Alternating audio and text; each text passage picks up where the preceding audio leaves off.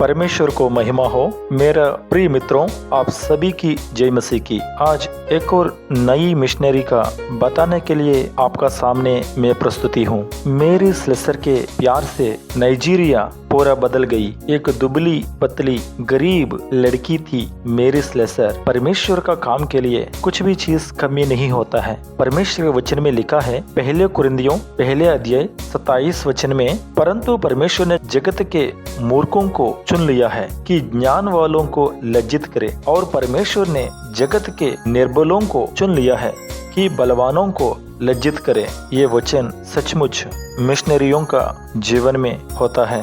मेरी स्लेसर का जन्म 2 दिसंबर 1848 को स्कॉटलैंड में हुआ। उसके माता पिता गरीब थे। जब वह 11 वर्ष की हुई तो अपने परिवार के पोषण हेतु उसे कारखाने में काम करना पड़ा। वह प्रातः 6 से शाम 6 बजे तक काम करती और फिर रात्रि को स्कूल जाती थी। वह अपने साथ कारखाने में किताबें लेकर जाती और काम के साथ अपनी पढ़ाई भी करती, और परमेश्वर उसके अति करीब रहता था। एक बुजुर्ग महिला के उपदेश के कारण उसने यीशु मसीह को अपना उद्धारकर्ता ग्रहण किया और वह प्रभु को प्यार करती थी। उसकी पसंदीदा पुस्तक यूहन्ना का सुसमाचार था। उसके पिता एक शराबी था और परिवार में कई परेशानियां थी। कई बार वह शराब पीकर घर आते और उसकी माँ को पीट करते थे। कभी कभी मेरी को घर के बाहर अंधेरे में रोने और तकलीफों में भटकने के लिए निकाल दिया जाता था। तथापि इन सारी परीक्षाओं ने उसे भविष्य की सेवा तथा कार्य के लिए सशक्त बना दिया। मेरी की माँ एक उत्तम मसीही थी। वह सदा ही बच्चों को इकट्ठा करके उन्हें यीशु मसीह के विषय तथा अफ्रीका देश के अश्वेत बच्चों के विषय में बताती थी, जिन्होंने यीशु मसीह के विषय में सुना भी नहीं था। मिशनरी कार्य के लिए मेरी को प्रेरणा अपनी माँ से ही प्राप्त हुई। उन दिनों में वह अपनी माँ से कहा करती थी कि मैं एक मिशनरी बनना चाहती हूँ। मेरी की सबसे बड़ा भाई मिशनरी बनकर अफ्रीका जाने का निर्णय लिया है, लेकिन वो अचानक मर गए थे। मेरी के 14 वर्ष के होने के थोड़े दिन बाद ही उसके पिता तथा 2 भाइयों की मृत्यु हो गई, जिनमें से रॉबर्ट एक था। अब परिवार का पूरा जिम्मेदारी मेरी के ऊपर आ गया। अफ्रीका के लिए बुलाहट। मेरी कारखाने में 12 घंटे कठिन परिश्रम करती और उसके बाद के समय में एवं रविवार के दिन अपना समय प्रभु की सेवा जैसे भी वह कर सकती थी करने में लगती थी। इस प्रकार वो 14 वर्षों तक करती रही, परंतु हर समय अफ्रीका के जंगलों झोपड़ियों का दर्शन उसके सामने बना रहा। एक दिन स्कॉटलैंड में यह शोक समाचार पहुंचा कि अफ्रीका में महान मिशनरी डेविड लिविंगस्टन की मृत्यु हो गई है। अब प्रश्न यह था कि उनके स्थान पर अब कौन जाएगा। इस चुनौती ने मेरी के अफ्रीका जाने के निर्णय को पुख्ता बना दिया। मेरी ने अफ्रीका की बुलाहट के विषय अपनी माँ को बताया। उसकी माँ इसके लिए तैयार थी। मेरी ने तुरंत मिशन के मंडल को इस विषय में पत्र लिखा और एक पत्र उसके पास आया कि कलाबार अफ्रीका के लिए मिशनरी बनने का उनका आवेदन स्वीकार कर लिया गया है। तब मेरी ने तैयार होकर इंग्लैंड में 1876 की वर्ष में जहाज में बैठकर समुद्री यात्रा आरंभ की। जहाज के अंदर बहुत सारी शराब की पेटियां अफ्रीका भेजी जाती थी। मेरी ने इनको देखा और आश्चर्य से कहा, शराब की इतनी सारी पेटियां और मिशनरी केवल एक। मेरी अफ्रीका के डयूक पहुंची और 4 वर्ष तक कार्य करती रही।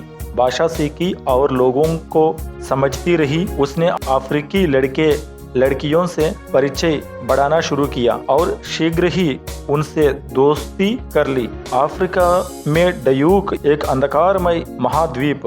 मेरी शीघ्र ही इस बात को जान गई कि क्यों अफ्रीका एक अंधकारमय महाद्वीप कहलाता है। इस देश में हर कहीं पाप था। स्त्री पुरुष तथा बच्चों को बिना रहम के पकड़कर गुलामों के रूप में बेच दिया जाता था।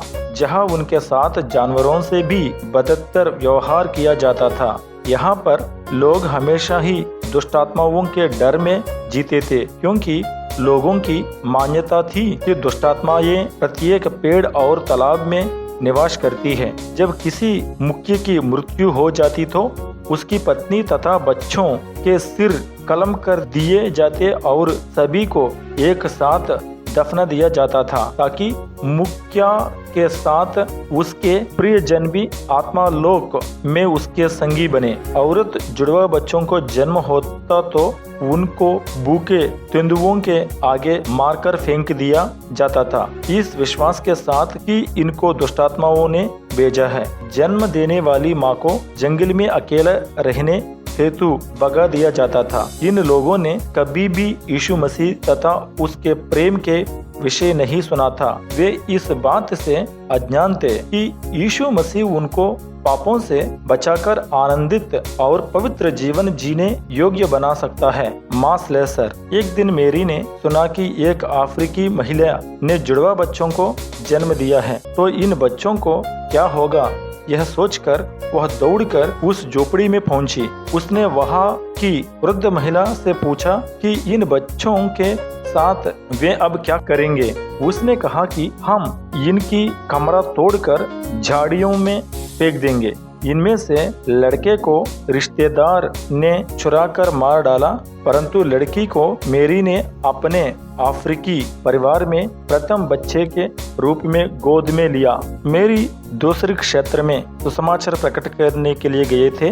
वहाँ के रहने वाले लोग बड़े ही अधर्म तथा तटवर्ती क्षेत्र में रहने वाले लोगों से शत्रुता रखते थे। मेरी जब दूसरा गांव में पहुंची तो वहां पर उसके लिए कोई भी तैयार नहीं की गई थी, अतः उसको अपने बच्चों के साथ खुद अपना घर बनाना पड़ा। उन्होंने बांस की झोपड़ी बनाई और मिट्टी की बर्तन उनके पास थे। कुछ दिन के बाद उन्होंने आराधना भवन भी बनाना आरंभ किया। लोगों को मेरी ने कुछ कपड़े दिए। उसने महिलाओं को खाना पकाना, कपड़े सिलाना तथा बच्चों को पढ़ाना लिखना सिखाया। वह उन्हें यीशु मसीह की कहानियां भी बताती थी। एक बार मेरी बीमारी पड़ गई थी, उसके कारण उसे स्कॉटलैंड जाना पड़ा, परंतु जैसे ही वह ठीक हो गई तो अपनी आत्मा में पुकार उठी कि उसे वापस अफ्रीका भेजा जाए, अन्यथा वह स्वयं तैयार कर चली जाएगी, क्योंकि वहां पर लोग बिना प्रभु यीशु मसीह के नाश हो रहे थे। जैसे ही वह वहां लौटी तो निर्भय होकर गुलामों के व्यापारियों तथा नरबख्शी महोत्सवों के आयोजकों के पास गई। यद्यपि कि वह बूढ़ी हो रही थी, फिर भी उत्साहपूर्वक गांव का दौरा अपनी साइकिल पर किया करती। कभी कभी वह अपनी यात्रा एक कुर्सी पर बैठकर करती थी, जैसे लोग उठकर चलाते थे। ब्रितानी सरकार ने उसे इस क्षेत्र का दंडाधिकारी नियुक्त कर दिया था।